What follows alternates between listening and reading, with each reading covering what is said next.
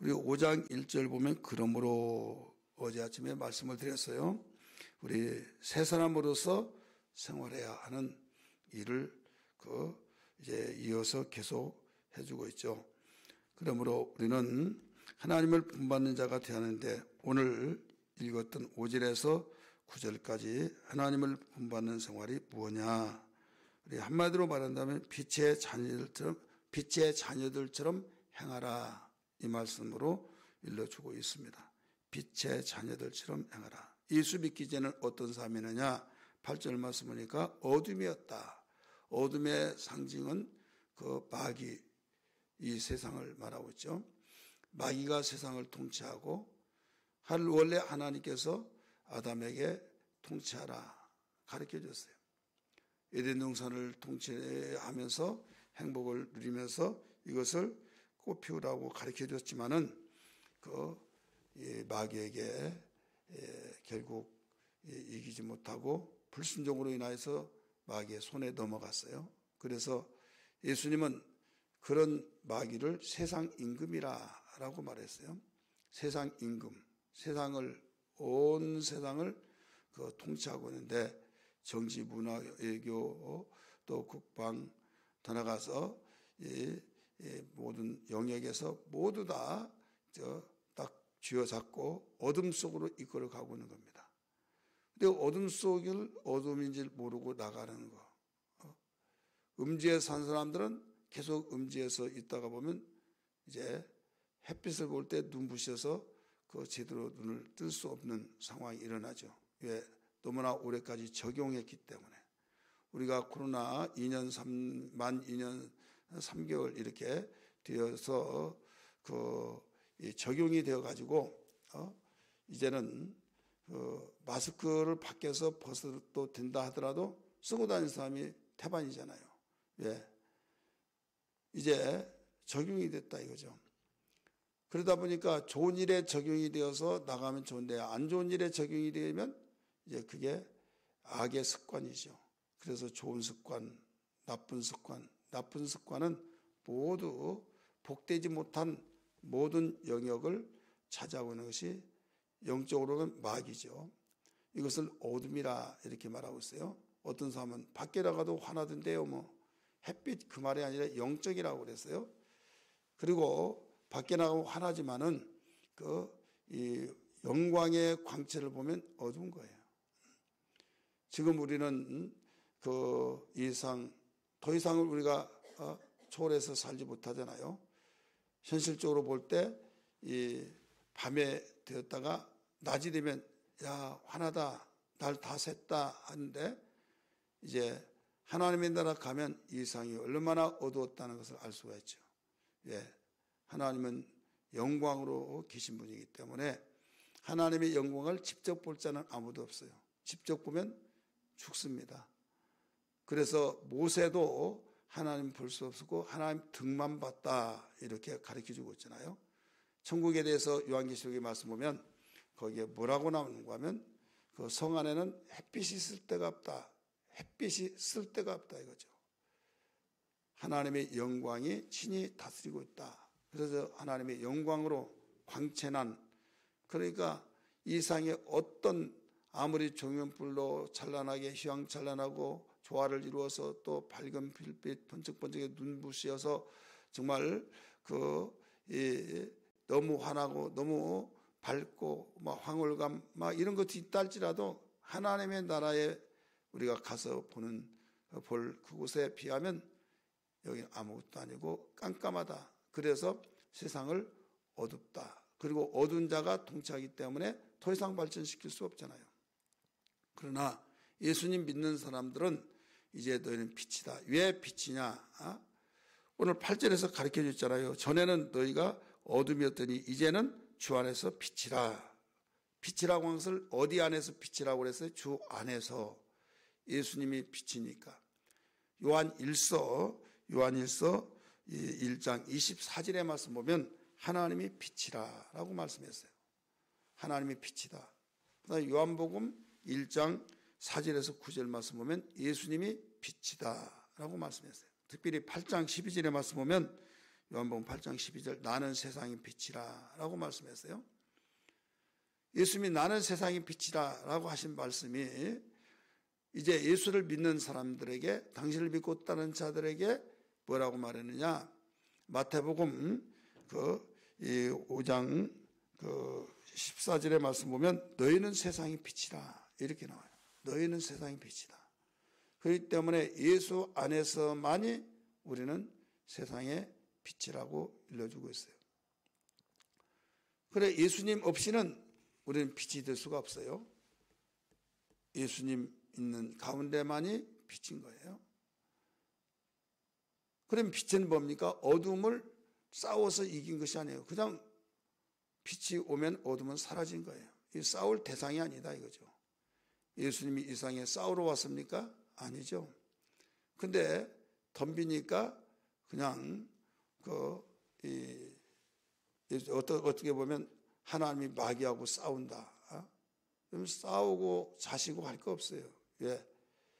감히 하나님이 당신이 만든 피조물 그냥 싸우는 의미가 아니라 짓밟는 거예요. 그러나 우리는 육체가 있기 때문에 이 싸움의 현장, 그래서 믿음의 선한 싸움이라 이렇게 말을 하고 있죠. 우리가 이기러 온 싸움입니다.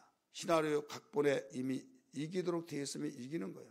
단 우리 전장에 나가서 신용이라도 하면 다 시나리오 각본에는 이기게 됐으면 이긴다니까요. 하나님이 우리에게 일러주셨어요. 그런데 나가지 않았어요. 그러면 그는 등장할 수가 없는 거죠. 그래서 우리가 하나님 말씀은요, 억지로라도 순종하면 복이 되는 거예요. 예, 이것은 싸우러 나가기 싫더라도 싸우는 현장에 나가면 우리를 그 도구로 사용해 주시기 때문입니다. 그 안에는 누가 싸우기 때문에 우리는 억지로 나가더라도 이기게 돼요. 주님이 일하시니까. 그러므로 오늘 우리의 빛 가운데서 행하라 이렇게 가르쳐 주세요. 빛의 자녀들처럼 행하라. 이게 바로 하나님 본받는 겁니다. 8절 다시 봅니다. 너희가 전에는 어둠이더니 예수 믿기 전에는 어둠이더니 이제는 주 안에서 빛이라. 빛의 자녀들처럼 행하라. 이렇게 말씀하셨죠. 그럼 빛의 자녀들처럼 행한 것이 뭐냐? 9절에서 잘 일러주고 있는 거죠. 빛의 열매다 이거죠. 그럼 빛의 열매가 뭐냐? 이것은 모든 착함이다. 일러주고 모든 착함이다. 어떤 한두 가지의 착함이 아니에요. 그러면 악도 뭐예요? 모든 악독과 모든 악이 우리가 얼마 전에 들었을 거예요. 지금 여기에서 교회는 예수님을 믿는 사람들이 모이는 공동체이기 때문에 나 혼자 모인 것이 아니에요. 나 같은 예수 믿고 우리가 하나님의 자녀가 된 나 같은 사람들이 모이는 공동체다 이거죠. 그래서 공통점이 뭐냐면 우리가 이름성도 알지 못하고 성격도 다 다르고 다 모여서 공통점인 분모가 예수 그리스도가 우리의 주인이시고 우리의 믿음의 보배이시고 우리의 구주가 되신다는 사실. 그분 하나로 우리가 다 연결되어 있어요. 그분이 머리가 되시고 우리는 거기에 붙어있는 몸이다. 지체다. 그렇기 때문에 끊을 수 없는 존재라는 사실을 일러주고 있는 것이 에베소서에서 교회를 통해서 일러주고 있는 거예요. 그렇기 때문에 예수님이 세상의 빛이니까 우리도 이제 빛이 되고 그래서 빛의 자녀들답게 살아라 이거예요. 그런 전에는 어떤 삶이라고 그랬어요? 어둠. 지금 어둠의 생활이 뭘로 나타나느냐? 우리가 읽었던 말씀처럼 3절 말씀에 가르쳐주고 있잖아요. 음행과 온갖 더러움과 탐욕은 너희 중에서 그 이름조차도 부르지 말라.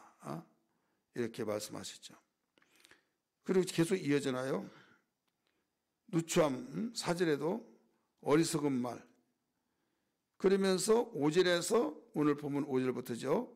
이제 정녕 이것을 알거니와 너희들은 이미 알고 있다 이거죠. 음행하는 자나 더러운 자나 탐하는 자나 곧 우상 숭배하는 다 그리스도와 하나님 나라에서 기업을 얻지 못하느니라. 그렇기 때문에 우리는 어차피 빛의 자녀들로서의 자녀답게 살아야 하는 것이 마땅한 것이다 이거죠. 그래서 행실이 없다고 한다면 우리에게는 하나님 앞에 너는 이제 빛의 자녀가 된데 너 어둠 속에서 생활했느냐, 우리 책망받지 않을 수가 없겠죠. 하나님 나라를 유업으로 받을 수 없다. 우리가 두 가지 해석이에요. 하나는 하나님 나라 못 들어간다. 그럼 그것 좀 이상하죠. 하나님 나라를 유업으로, 기업으로 받지 못하고 결국은 어떤 사람은 기업으로 받지만은 기업이란 건 뭐예요? 유업을 그분의 부모님의 재산을 기업을 네가 맡아서 운영하라. 그 이어받는 거죠. 그럼 이어받으면 기업을 이어받지 못한 자가 또 있을 거 아니에요? 그러면 그는 자식이 아니라는 건 아니죠. 자식은 자식인데 초라하죠. 아무리 10자녀가 있다 할지라도 왕의 10자녀 중에서 왕자로 책봉이 된 자는 왕이 되는 거죠. 나머지는 뭐예요? 왕이 될 수가 없어요. 그냥 왕자예요. 그렇기 때문에 우리는 기업으로 받는 것이 이제 예수 믿는 사람이 그 목표가 돼야지, 예수 믿으면서 난 천국 가야 된다. 이게 우리의 목표가 아니에요. 예수 믿는 사람은 빛의 자녀들은 나 천국 가야 된다. 이것은 우리는 그 문제가 아니라 기업으로 이어받는, 기업을 유산으로 받는 이것을 우리가 소망을 갖고 나가야 하는데, 여기에 기업으로 이어받지 못할 자가 있다. 어떤 자, 빛의 어둠 속에 생활하면 그럴 수밖에 없다.